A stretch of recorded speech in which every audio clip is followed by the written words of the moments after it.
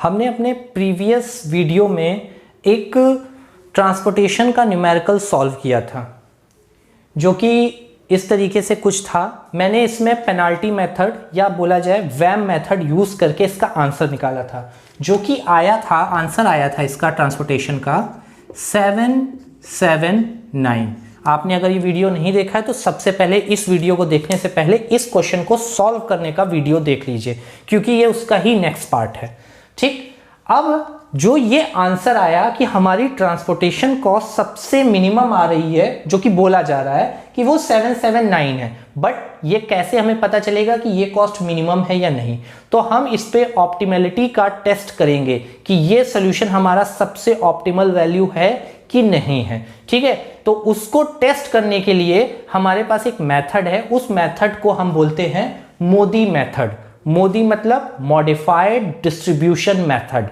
इसको हम UV method भी कहते हैं और मेथड ऑफ मल्टीप्लायर्स भी कहते हैं। इस मेथड का नाम इनमें से आप कोई भी ले सकते हैं। ठीक है, मोदी सबसे पॉपुलर नेम है तो इसको हम मोदी मेथड बोलते हैं। ठीक है, तो उस मेथड में सबसे पहले हम इसकी ऑप्टिमलिटी कैसे चेक करते हैं? तो हम पहले तो ये चेक करते हैं क्वेश्चन में इस मेथड को लगाने से पहले कि क्या नंबर ऑफ एलोकेटेड सेल इसके बराबर है कि नहीं है। m number of rose, n number of column -1, तो m 3 है, नंबर ऑफ रोज 3 है, नंबर ऑफ कॉलम 4 है, 1 2 3 4 -1 इज इक्वल टू 6। मतलब नंबर ऑफ एलोकेटेड सेल 6 आने चाहिए। 1 2 3 4 5 6 आ रहे हैं 6, मतलब हम इसमें ऑप्टिमलिटी का टेस्ट कर सकते हैं। ये नॉन डिजेनरेट सोल्यूशन है हमारा। ठीक, अब हम स्टार्ट करते हैं। सबसे पहले तो हम इसमें जो ड्यूल वेरिएबल्स होते हैं उनको पुट करते हैं। ड्यूल वेरिएबल्स को हम पुट करते हैं, मींस कॉस्ट वाइज भी हम U1, U2, U3 और column wise V1, V2, V3 और V4 एक एक स्टेप समझते जाइए। सबसे पहले हम इस पे ड्यूल वेरिएबल्स इंप्लीमेंट करते हैं और फिर उसके बाद इन हर ड्यूल वेरिएबल्स की वैल्यू फाइंड आउट करते हैं कि इनकी वैल्यू कितनी आ रही है।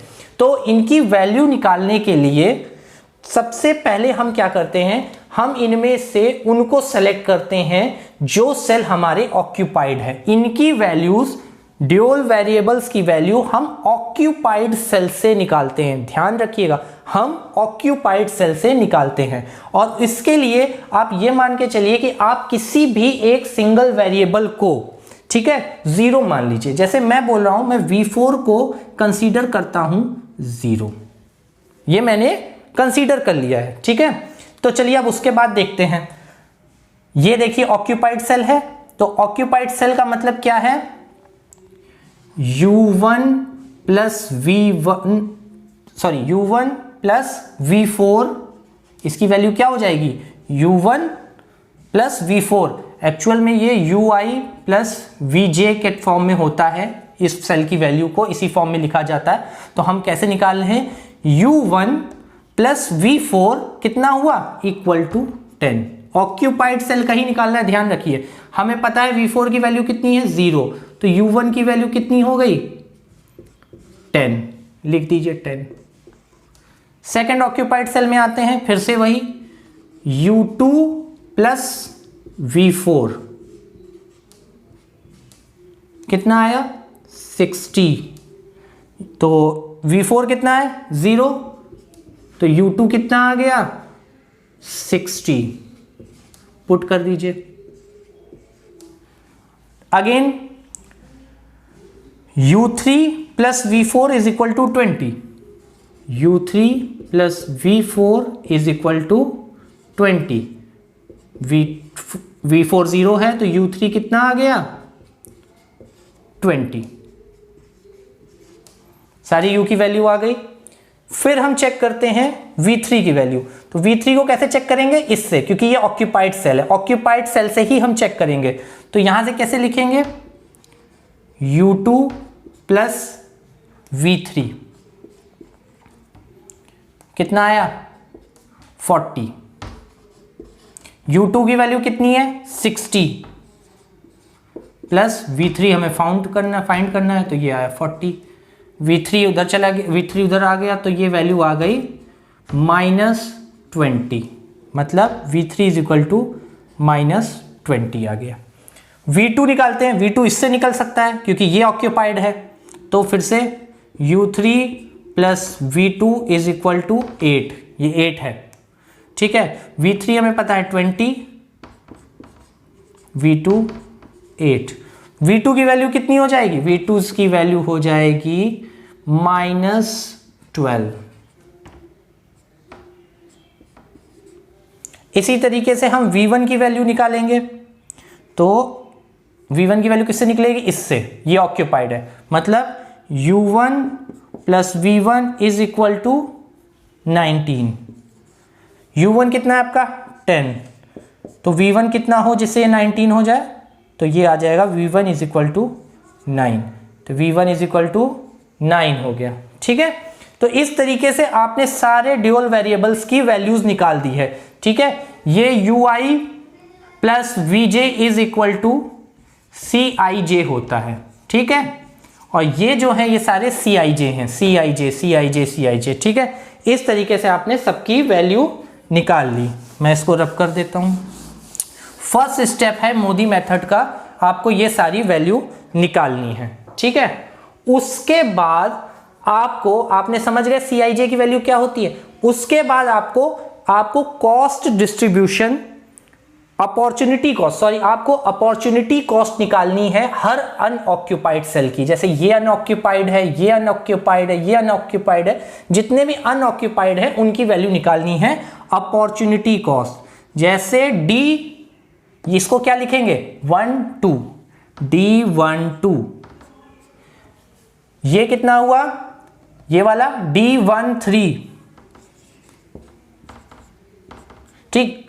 इनकी वैल्यू क्या होती है, इनकी वैल्यू होती है, अगर आप किसी भी DIJ की वैल्यू निकाल रहे हैं तो उसकी वैल्यू होती है CIJ माइनस ब्रैकेट में UI प्लस VJ, ये होती है अपॉर्चुनिटी कॉस्ट की वैल्यू, फॉर्मूले का वैल्यू। तो DIJ is equal to CIJ minus bracket में UI प्लस VJ, मीन्स ये वाला है 1 से 2, 1 से 2, तो D1 से 2 इज इक्वल टू C1 से 2, C1 से 2 माइनस U1 प्लस V2, ये वैल्यू हो गई इसकी, ठीक है। इसको और आगे फर्दर हम बढ़ा के लिखते हैं, तो ये क्या होगा 1 से 2 की वैल्यू क्या हो जाएगी, C12 की वैल्यू कितनी है, C12 की वैल्यू है 30। चेक करिए, C12 की वैल्यू है 30 माइनस UI की वैल्यू कितनी है 10 और V2 की वैल्यू है -12, तो इसमें -12 हो जाएगा, ठीक। इसको और निकालेंगे तो कितना आ जाएगा 30 माइनस कितना हो जाएगा, ये माइनस हो जाएगा, तो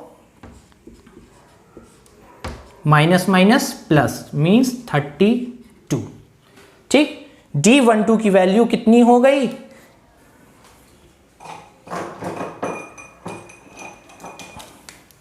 D12 की वैल्यू हो गई 32, ठीक है। फिर D13 की वैल्यू निकालते हैं। फिर D13 की वैल्यू C13 माइनस 13, तो U1 प्लस V3, ये हो जाएगा D13।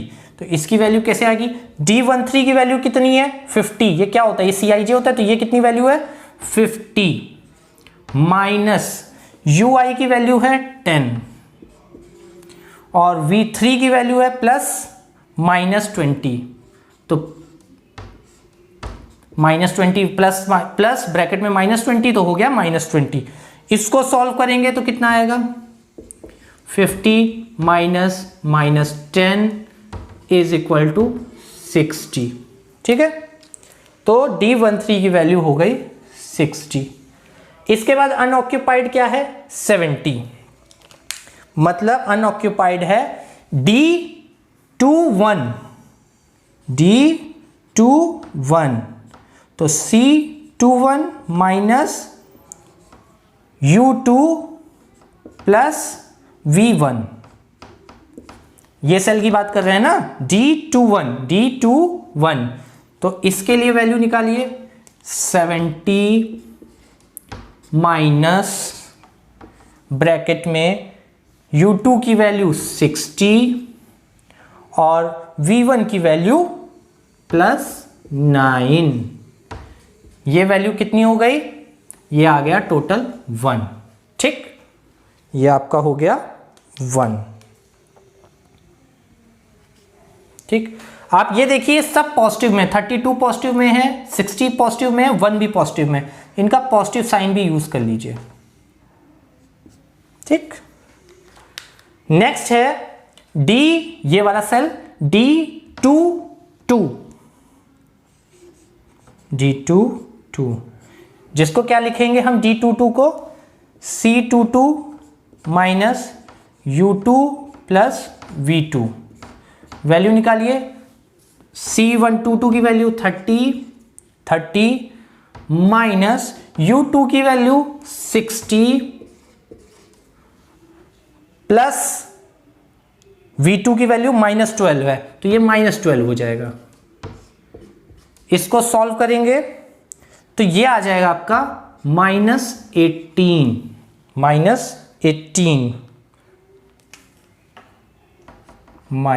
-18।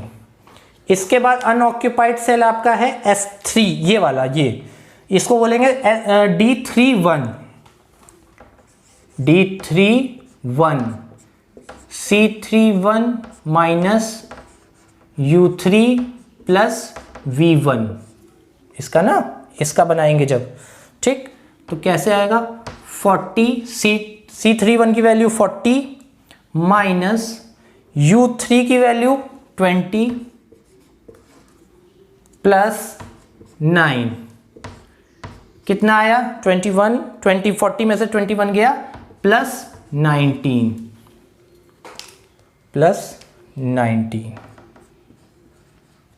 ठीक, एंड लास्ट एक बच रहा है, वो है ये, जिसको बोलेंगे D33,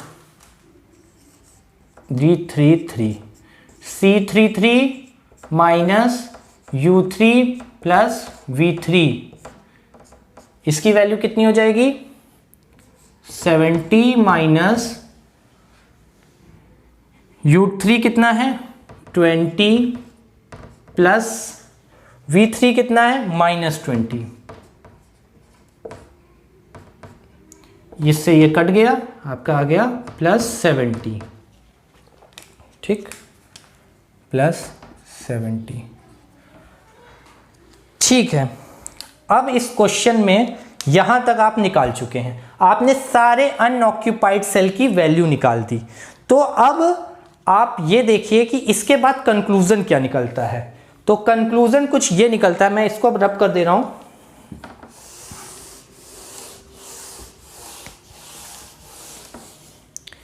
कंक्लूजन ये निकलता है कि Dij की वैल्यू अगर 0 से बड़ी है, अगर 0 से बड़ी है मींस पॉजिटिव है, तो आपका अगर सारे Dij की वैल्यू 0 से बड़ी या पॉजिटिव है, तो इसका मतलब जो आपका आंसर आया था 779, जो कि इसको सॉल्व करने पे एक बार आंसर आया था हमारा 779, टोटल कॉस्ट इज 779, यही हमारी कॉस्ट सबसे ऑप्टिमल कॉस्ट है, मतलब सबसे मिनिमम कॉस्ट यही है जो आपकी प्रीवियस फॉर्मूले से निकल के आई थी। ठीक है, अगर ये 0 के बराबर है।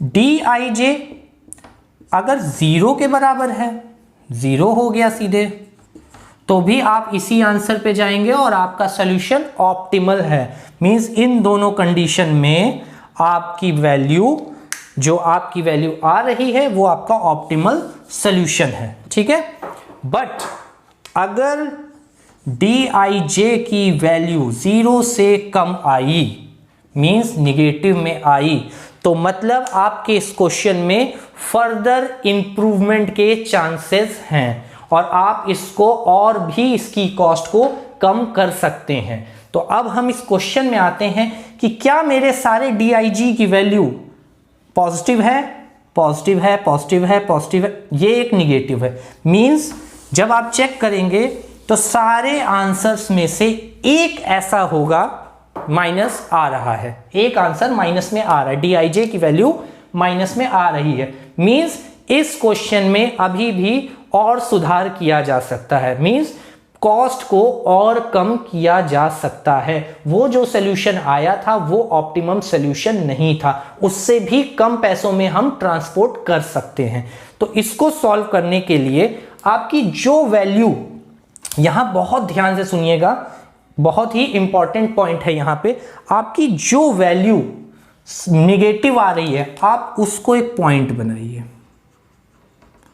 ठीक। और उसके बाद एक आपको क्लोज लूप चलानी है, क्लोज लूप बनानी है। क्लोज लूप आप समझ रहे हैं, एक तरीके से गए और वापस इसी पॉइंट पे एंड हुआ, लेकिन उस क्लोज लूप बनाने के कुछ नियम है। उसके नियम ये हैं कि आप जहां भी शुरू करेंगे जाने के लिए, मतलब आप इस पॉइंट से ऊपर जाएं, इधर जाएं, नीचे जाएं, कहीं भी जाएं, आपको कहां जाना है, आपको हर उस पॉइंट पे पहुंचना है, उस पॉइंट पे पहुंचना है जहां पे एलोकेटेड सेल हो। और जैसे ही आपको एलोकेटेड सेल मिलेगा आपको तुरंत अपना पाथ चेंज करना पड़ेगा, चाहे तो आपको लेफ्ट जाना पड़े, चाहे तो आपको राइट जाना पड़े, लेकिन वहां पे आपको अपना पाथ जरूर चेंज करना पड़ेगा, ठीक है आपको। और पाथ को इस तरीके से चेंज करना है कि नेक्स्ट में आपको एलोकेटेड सेल ही मिले भी। ऐसा नहीं कि आपने लेफ्ट मुड़ गए, पता चला वहां पे एलोकेटेड सेल है ही नहीं, तो आप उसको बाईपास कर जाइए, ठीक है। अब जैसे मैं आपको दिखाता हूं, जो बात मैंने बोली वो आप समझने की कोशिश करिए। मैं इससे ऊपर जाऊं, कोई एलोकेटेड सेल नहीं है, तो जब तक एलोकेटेड सेल नहीं मिलेगा तब तक मैं मुड़ भी नहीं सकता हूं, कोई फायदा नहीं। इधर जाने का भी कोई फायदा नहीं क्योंकि कोई भी एलोकेटेड सेल नहीं। नीचे आने पे एलोकेटेड सेल मिल रहा है, इधर जाने पे भी एलोकेटेड सेल मिल रहा है, ठीक है। चाहे तो आप इधर जाइए, चाहे तो आप नीचे जाइए। मैं नीचे आता हूं और इसको प्लस साइन दे देता हूं। नेक्स्ट मुझे मिला ये पॉइंट, एलोकेटेड मिला। जब नेक्स्ट मुझे एलोकेटेड पॉइंट मिला मैं उसको माइनस साइन देता हूं। प्लस माइनस एक चार्ज में चलते रहेंगे, ठीक है, ठीक। अब इससे मुझे या तो लेफ्ट मुड़ना है या तो राइट मुड़ना है। अब देखिए लेफ्ट मुड़े तो कोई एलोकेटेड सेल नहीं है, लेकिन राइट मुड़ने पे कुछ दूर पे मुझको एलोकेटेड सेल मिल रहा है, तो मैं यहां से राइट लेके सीधे जाऊंगा। मुझे एक एलोकेटेड सेल मिल गया, इसको मैं क्या दे दूंगा, प्लस, ठीक। Plus minus plus.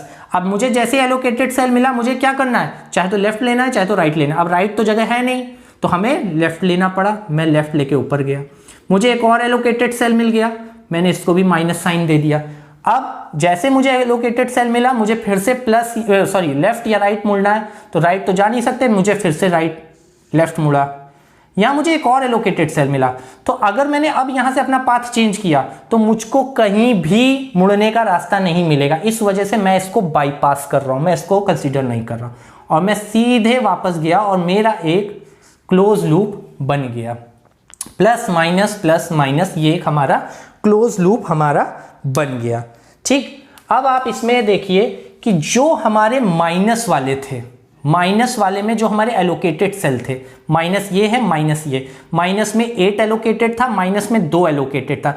इन दोनों में से मिनिमम कौन है, 2 और 8 में से मिनिमम है हमारा 2।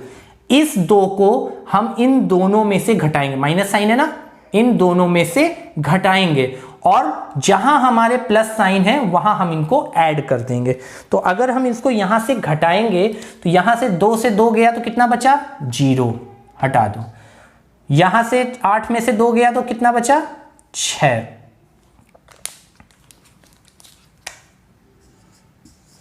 ठीक।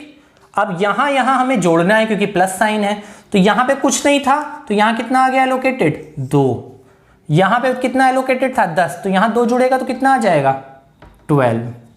ठीक है, तो ये आपकी फर्स्ट इटरेशन, मतलब पहली बार में जो आपने ये मोदी स्टेप अपनाया, उसके बाद आपको ये थोड़ा सा मॉडिफाई मिला, फिर से जो एलोकेशन थी वो थोड़ी सी मॉडिफाई हो गई। ये आपका फर्स्ट स्टेप हो गया है मोदी मेथड का। मोदी मेथड का हमने फर्स्ट स्टेप सक्सेसफुली लगा चुके हैं, ठीक है। लेकिन अब क्या करना है, एक बार जब हम मोदी मेथड लगा देंगे, उसके बाद फिर से जो हमारे ड्यूल वेरिएबल्स हैं उनको हम फिर से नोट करेंगे। U2, U3, V1, V2, V3, V4, ठीक है। और इसके बाद हम फिर से इनकी वैल्यू निकालेंगे।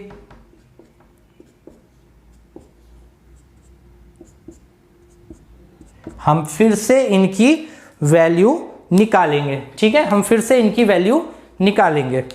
अब इस बार हम इनकी वैल्यू निकालने के लिए क्या करते हैं, हम इस बार मान के चलते हैं हमारा U1 जो है उसको 0 मान लेते हैं। पहली बार मैंने V4 0 माना था, अब V1 को 0 मान लीजिए, किसी एक को मान लीजिए, कोई दिक्कत नहीं होती, ये आपको बस सिंपली निकालने का एक तरीका है, ठीक। ये हो गया 0, V1 हमारा 0 हो गया, तो हमारा V1 यहां से हम निकाल सकते हैं। फिर U1 0 हो गया तो V1 आसानी से निकाल सकते हैं, क्योंकि एक और ऑक्यूपाइड सेल क्या है, ये, और एक ऑक्यूपाइड सेल ये है। इससे U1 से हम V4 और V1 की वैल्यू आसानी से निकाल सकते हैं। कैसे, देखिए, U1 plus V1 is equal to 19। U1 हमारा 0 है तो V1 हमारा कितना आ गया, 19, ये हमारा 19 आ गया।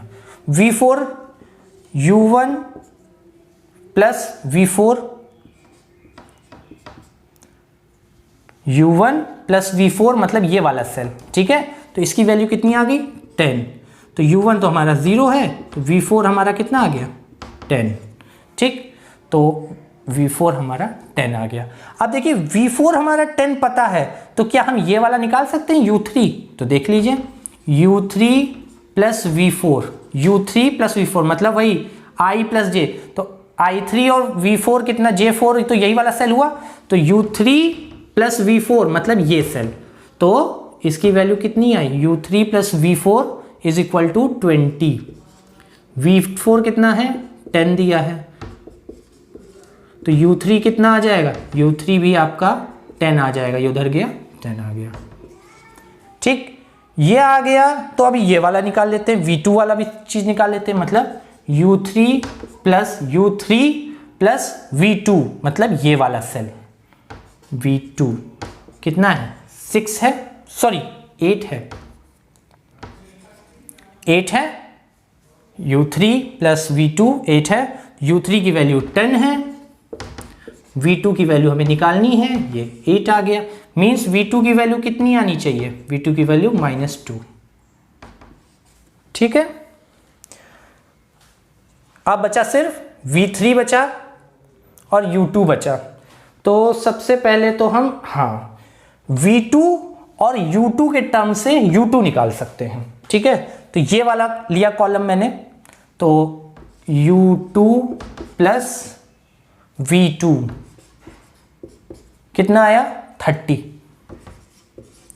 तो U2 प्लस U2 की वैल्यू -2 है, -2 हो गई, प्लस 30, तो U2 बराबर 32। और बचा क्या, V3 बचा है। V3 के लिए ये वाला सेल है, तो V3 के लिए हम ये वाला सेल यूज कर लेते हैं, ऑक्यूपाइड सेल है। तो U2 plus V3 is equal to 40। U2 की वैल्यू 32 है, तो U3 की वैल्यू कितनी हो जाएगी, V3 की वैल्यू हो जाएगी 8, ठीक है। इस तरीके से हमने अपने सारी वैल्यूज निकाल ली, V1 जितने भी ड्यूल वेरिएबल हैं उनकी वैल्यू निकाल ली।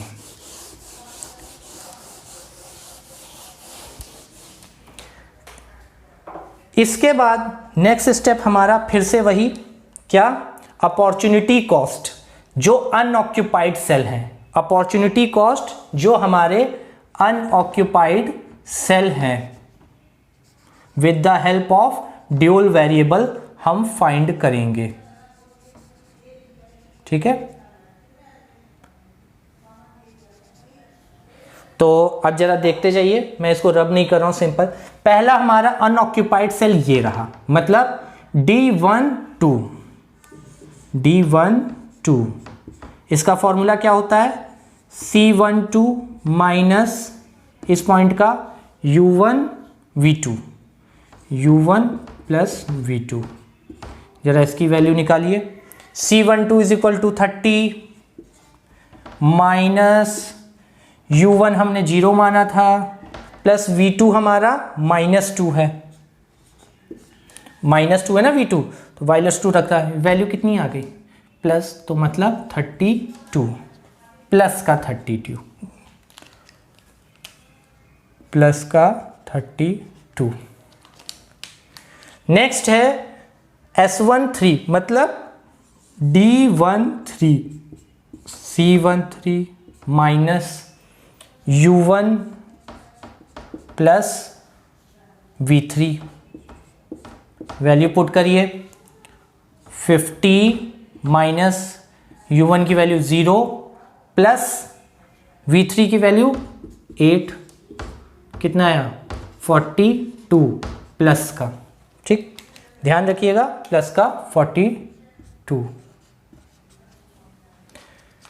इसके बाद ये तो ऑक्यूपाइड है, ये अनऑक्यूपाइड है, तो ये क्या होगा, D21 C21 minus U2 plus V1, ठीक, 21। फॉर्मूला की वैल्यू निकालें, C21 70 माइनस U2 की वैल्यू 32 और V1 की वैल्यू 19 प्लस 19। 32 और 19 हुआ आपका 51 आपका 70 में से गया तो बचा प्लस 19, तो इस ऑक्यूपाइड सेल की वैल्यू हो गई, अनऑक्यूपाइड सेल की वैल्यू हो गई प्लस 19। ये तो ऑक्यूपाइड हो गया क्योंकि फर्स्ट इटरेशन में हमने इसी को ऑक्यूपाइड किया था जो पहले नहीं था, ये भी ऑक्यूपाइड है, ये अनऑक्यूपाइड हो गया। तो अब इसकी वैल्यू निकालिए,